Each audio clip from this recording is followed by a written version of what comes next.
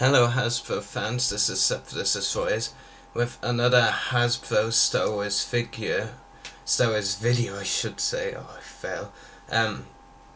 This is a new series of videos I decided to do because of all the limits now that Hasbro are forcing into the Clone Wars line and what they are doing with the line now with the lack of figures. I mean, 19 basic figures in a year, come on Hasbro. So to make these series of videos to talk about characters that could have had a chance of being made but won't have a chance anymore of being made, or might not have a chance, or it could be proved wrong and they do come out. So just wanted to do this series of videos to say my opinions on characters that might not stand a chance now and all that.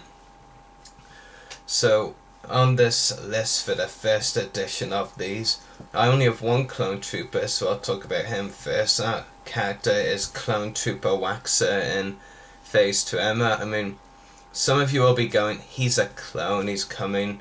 But I mean, think about it. Waxer had a cameo in the background of Darkness and Umbrella, which is literally nothing.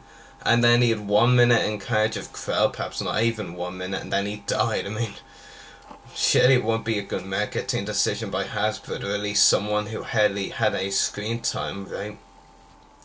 It just won't make sense really from that point of view. I mean, they'd be better off releasing another clone. And in fact, if I recall correctly, the only named clones Hasbro have confirmed in Phase 2 Emma either a captain or a commander, and that's named clones. I mean, they've released a general trooper and are about to release the pilot, but when that, it's just named clones that are either a captain or commander. Like Fox is one, Cody, who is already released and I've reviewed him, Rex, who's coming out this month, and Wolf next month actually. Yeah, so we actually haven't had a named troopers, it's just been named officers pretty much, you could say. And I see, as I didn't actually expect Hasbro to make Phase 2 Wax. I actually asked my dad to bid on this eBay thing for a custom Phase 2 Waxer, because I myself don't have an eBay account, and well, he won. So even if Hasbro do release a Phase 2 Waxer, which is very unlikely, I won't really need it unless there's a removable helmet, because this Waxer custom looks very nice, very Waxer-like from the episodes, unless you count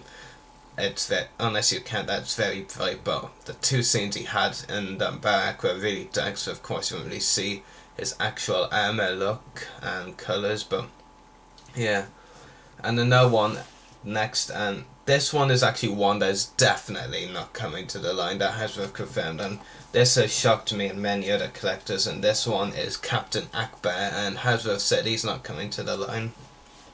I mean, kids and collectors alike both really love the OT characters as animated figures, so really the only real reason they won't make Akbar is definitely because of all the limits on the line, because Akbar, I mean, come on, even Hasbro knows, and they're pretty stupid to be honest, that Akbar would sell really well as an animated figure. And so, it just really unbelievable that they won't make them, but with all the limits on the line, that's what they're doing. I mean, he really should have been the thing to come most out of that arc that isn't clone or core character related, because it's Akbar, original trilogy character, now as an animated character as well. That was so full of win. I mean, more people I think were excited about that than Maul's return, because well, Maul was so hyped up, even overhyped if anything. And third, and character that pains me to put this on literally because of how much of a fan of this guy I am, Dengar, or Dengar, whichever way you prefer, but I prefer Dengar. But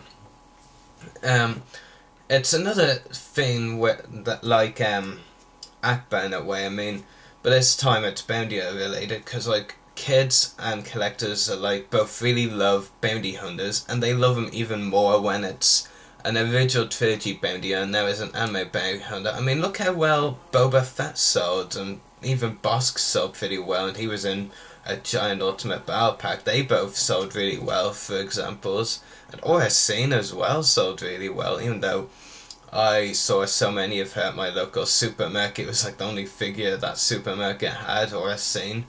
And lots of them for a while. That's a supermarket's not really meant to sell figures.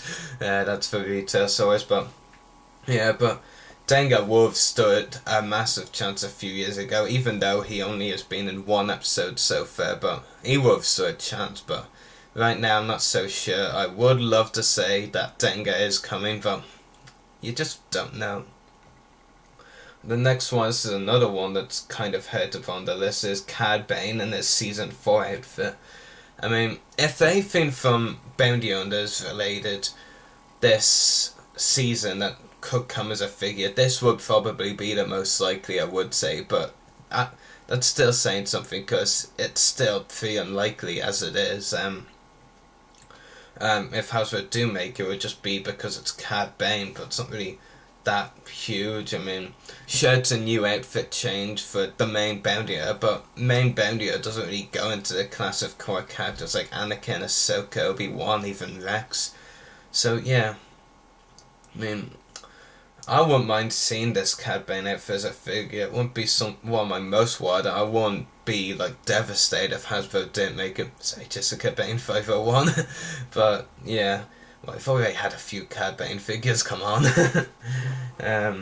And number 5 would have to be Reiko Hardin to conclude this edition, because it's only 5 characters per edition of these videos.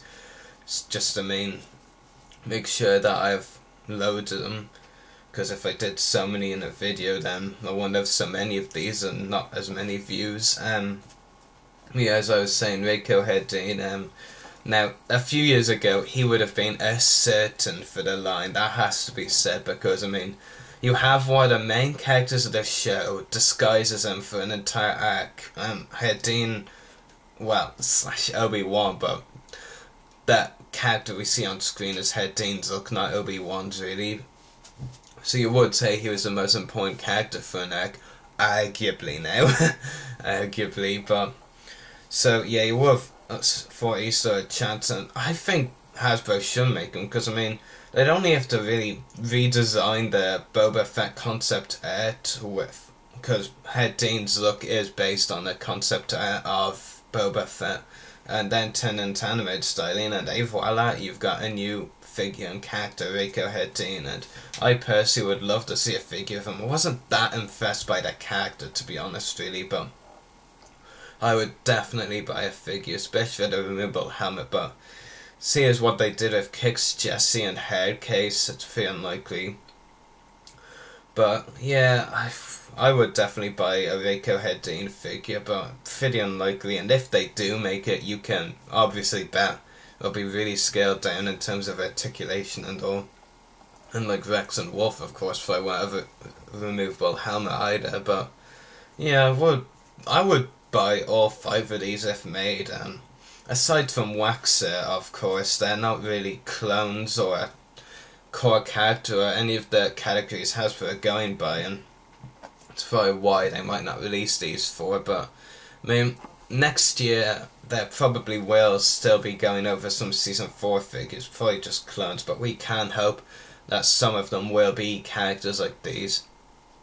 I mean, that should conclude the first edition of the Who Could Have Made It to the Clone Wars line edition, and of course there will be more editions of these coming. I hope you've enjoyed this edition anyway, and if you agree or disagree with any of my thoughts and opinions and want to give some of your own, just like tell me, and even send me a voicemail. I might have time to like read one on the show each edition, but that really depends. I mean, as you know, I can't check the camera when I'm not behind it anymore, but anyway, may the force be with you and happy hunting until we get some of these characters as figures.